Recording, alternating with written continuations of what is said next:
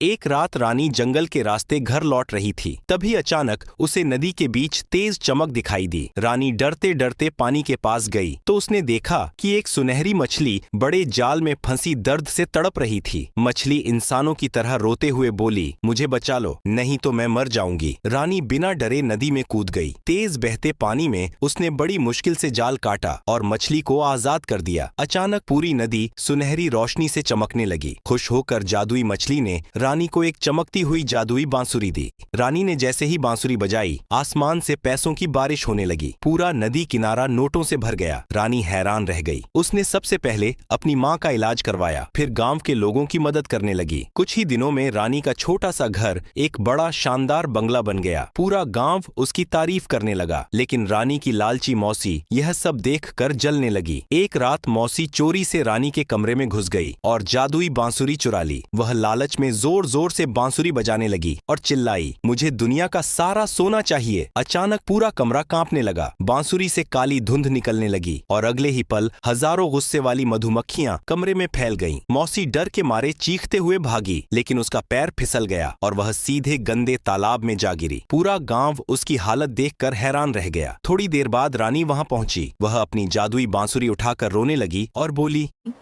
मैंने सबकी मदद की, फिर भी अभी तक किसी ने चैनल को लाइक और सब्सक्राइब नहीं किया।